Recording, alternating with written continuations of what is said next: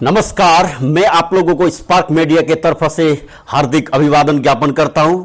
आज हम लोग एक नई टॉपिक लेके आप लोगों के सामने हाजिर हुए हैं और आज का टॉपिक्स का नाम है, विषय है भारत की आगामी चुनौतियां, the future challenges of India. ये जो चैलेंजेस है इंडिया को विश्व गुरु की तरफ में जो ले जाने के लिए जो चैलेंज इंडिया के लिए फेस करना पड़ रहा है, उस बात विषय पे आज हम कुछ चर्चा करेंगे। तो पहली विषय जो है उसका इकोनॉमिक्स। इंडिया का जो इकोनॉमिक्स है, अभी इंडिया का जीडीपी $5 ट्रिलियन बनाने के लिए, हालांकि उसको बनाने के लिए भी इंडिया को 5 इयर्स रुकना जरूरी है और उसके लिए भी आसार कमी दिखाई पड़ने का आशा जो सोशल साइंटिस्ट, जो इकोनॉमिस्ट बता रहे हैं। तो इसके लिए और हाल ही में जो इंडिया का रेट ऑफ एक्सपोर्ट है उसका भी रिड्यूस हो रहा है, तो इसके रिड्यूस होके 5.9% हो चुका है। तो इंडिया को अभी इकोनॉमिक्स में बहुत जोर देना बाकी है ताकि इंडिया का इकोनॉमिक स्टेबल हो, जीडीपी ग्रो हो और एक प्रोसेसिंग एक्सपोर्ट इंपोर्ट का ग्रो हो। ये बात पे इकोनॉमिक्स पे जोर देना है। अभी दूसरा बात, सिक्योरिटी। हम लोगों को स्पष्ट रूप से मालूम है कि चारों तरफ से इंडिया अपने दुश्मन देशों से घिरा हुआ है। तो ये दुश्मन देशों से घिरने की वजह से इंडिया के सिक्योरिटी थ्रेट बहुत ही फेस कर रहा है। तो अभी फिलहाल हम लोगों को मालूम है कि chief Indian army general Manoj Pande बता रहे हैं कि अगर इंडिया को any kind of the geopolitical situation face होने के लिए तैयार होना है और इस सिचुएशन में हमारे इंडिया के लिए फोर्स मॉडर्नाइजेशन, टेक्नोलॉजी डेवलपमेंट और वेपन सेल्फ रिलाइटमेंट होना जरूरी है।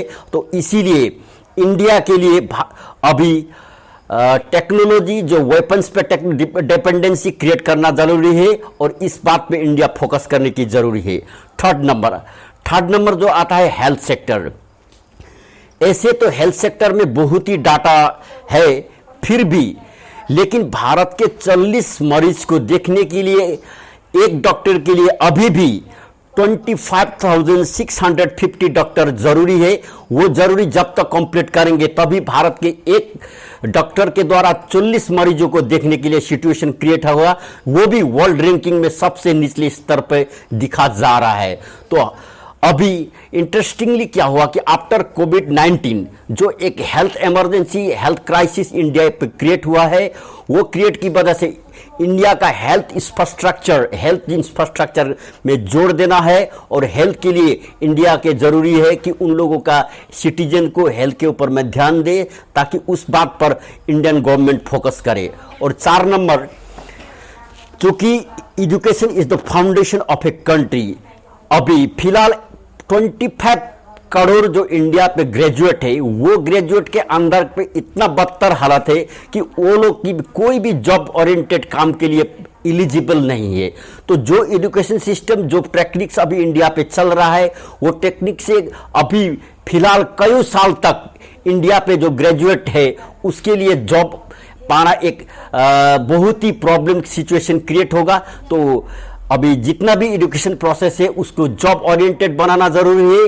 हालांकि मोदी गवर्नमेंट ने न्यू एजुकेशन पॉलिसी के ऊपर में जॉब ओरिएंटेड प्रोफेशनल ट्रेनिंग पे ऊपर पे फोकस किया है, लेकिन ये जॉब ओरिएंटेड एजुकेशन और स्किल बेस्ड एजुकेशन, इसके इम्प्लीमेंटेशन के लिए इंडियन गवर्नमेंट को फोकस करना है। इंडियन गवर्नमेंट पे और जोर देने की जरूरत दिखाई पड़ती है।